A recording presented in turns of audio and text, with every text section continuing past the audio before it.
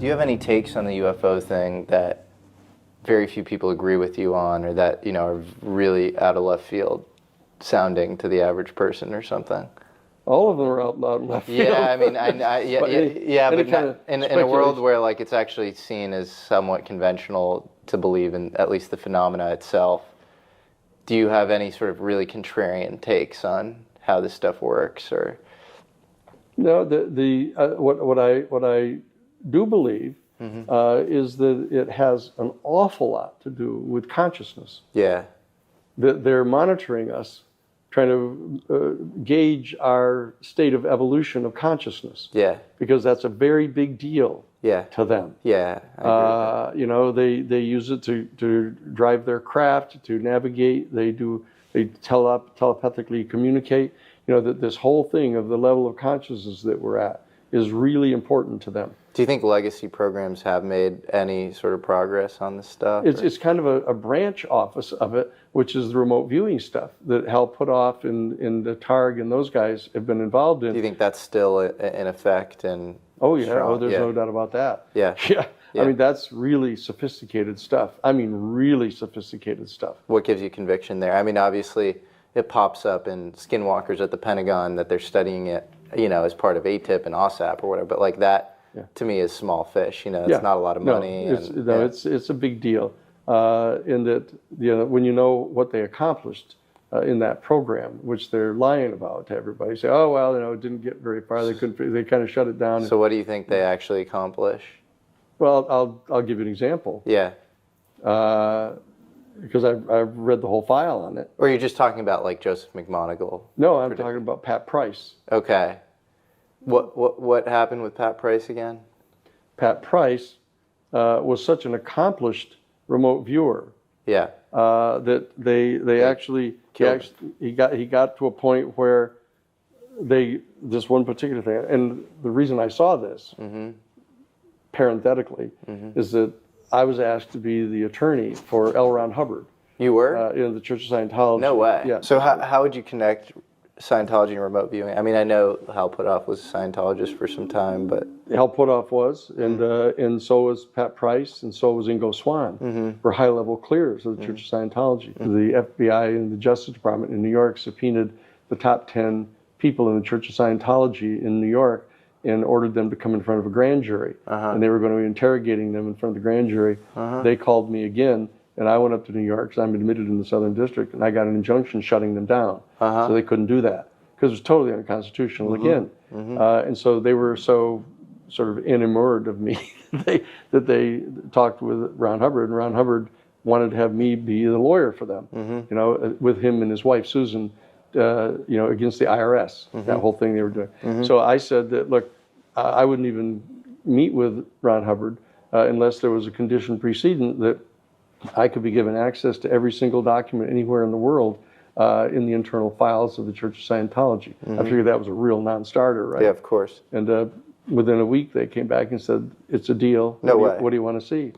And so you could query anybody's e-meter results? Yeah, anything. I could get anything I wanted.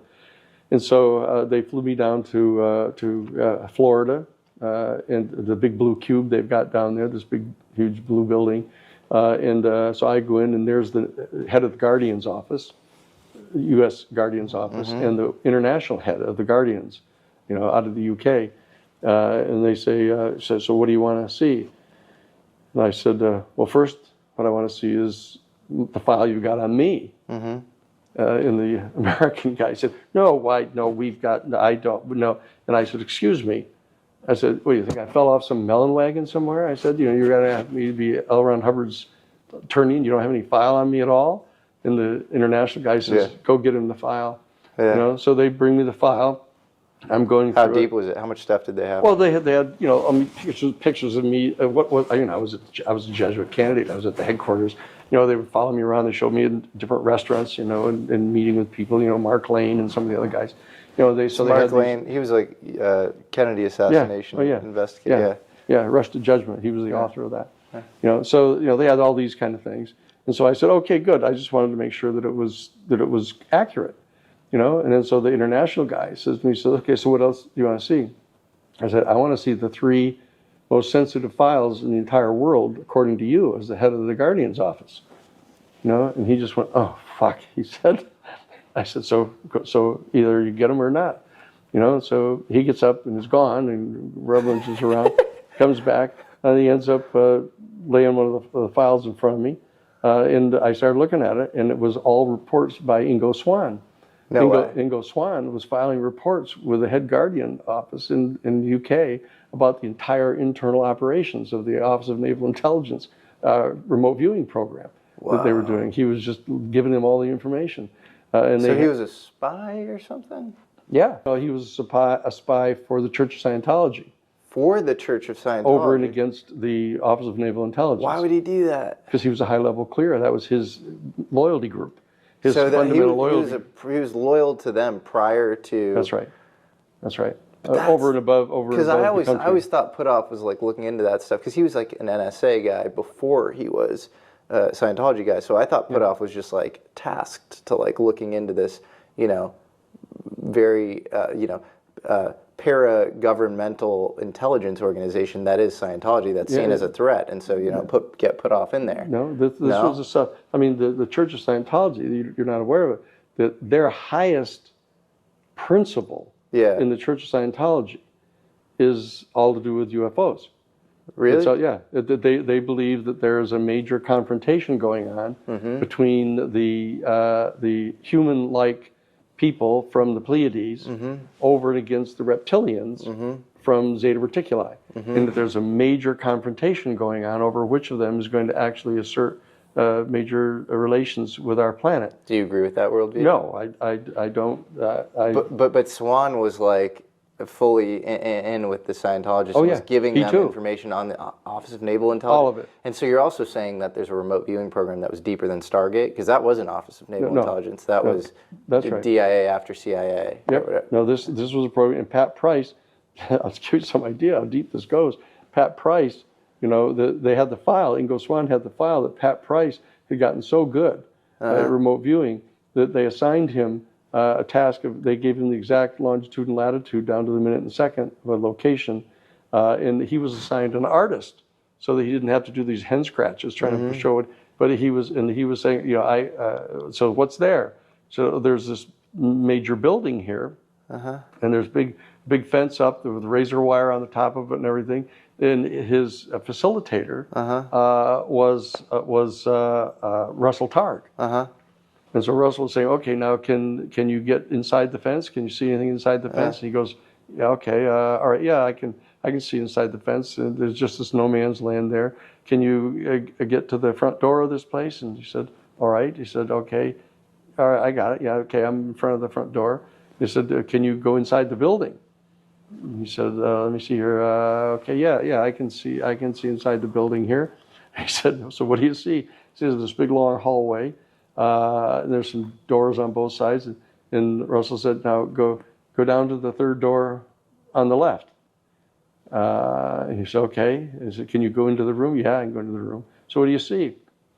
Well, there's a big desk there and chairs and stuff. There's a big file cabinet over in the right corner over here. Go over to the file cabinet. So he goes over to the file cabinet. There's a second drawer, first file. Read it to me. And he did. What was it? Well, that's not the point. The point is that he did it. Yeah. And he can do it, you know. And it turns out it's an American facility. It's a top CIA security facility. Yeah, but that's insane then. So anybody with remote viewing skills can get the nuclear codes? Not anybody, but Pat Price could. The best. So that's Pat Price, right? And in the same file, it points out that Pat Price had actually evolved to the point where they could take a full photograph of a Boomer-class Russian submarine, nuclear submarine, and show it to him and say, where is it? Right now. And he would give him right down to the exact longitude and latitude, down to the minute and second of exactly where that is. And he visualized the whole thing and told him exactly where it was. But there was a huge UFO right over the top of the water where that thing was. And it was tracking it and monitoring it. And he had it in the file. You know, I'm going, whoa! I said, this is pretty wild. And then I said, okay, So what else have you got? You know, he says, well, here. And I said, show me the second file. And he showed me the second file.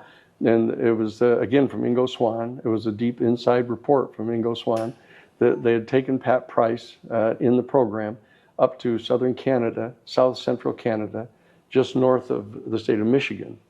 And he brought him to this little facility. It was like this little domed little building. And it had these big, huge dishes on top, these communication dishes on top. And they brought him in, and they set him down, and they put this helmet on him, and they had him think a particular message. And they turned all the big antenna down to the northern peninsula of Michigan, that little section that's in there, and had him be telepathically projecting, you know, when it comes time for you to file your national, your U.S. income tax forms next year, file them in this little post office box down in this little town down in West Virginia. And 85% of the people did it next year. No way. Absolutely way. That's insane. You keep saying that. So you're saying Scientology had some sort of mass mind control technique. No, it wasn't the Church of Scientology. What was it? This was the program. That was the program, the Office of Naval Intelligence. This was the program. But that's like, the implications of that are crazy. They're profound. Yeah. Not quite crazy. Well, it's crazy for the average person. Do you think that there is a part of our government that interacts systematically with this other life form? Because, like, if you watch the movie Contact, yeah, you know, Jodie Foster walks into the, you know, this plane, and it's almost like the implication is this guy who's been like kind of tracking her, but he's part of this strata of the world that's just very elite, and he kind of interfaces multi-billionaire guy. Yeah. Do you think that is the case in our world? I'd put it a little bit differently. Yeah. I have no doubt whatsoever, zero doubt that there's an element inside our government structures that is part of the intelligence community, is part of the military, that have direct knowledge about the existence of these extraterrestrial beings that are here on the planet. But are they systematically in touch with them? Like, do we have treaties or agreements? Or that's a question of degree now. The question then would be is that in light of the fact that they know that they're here, that it would be almost impossible to believe that they hadn't made efforts to have some kind of communication with them. Sure. They aren't going to just let them sit there. Would you take that a step farther, though, and say that we've made agreements? Well, you have to take it one step at a time. That I think that they clearly would have made the effort to have communication with them. So the next question you have to ask is it reasonable to believe that the beings would have communicated with them at all? There does seem to be some sort of a tacit understanding that they have about being able to coexist in some way, whereby the United States government isn't going to just run out and say, oh, everybody, there's beings from another system, star system here on our planet. So they obviously have got some sort of protocol established here where they're not going to be revealing it, and the beings themselves are not just going to land in Central Park and tell everybody.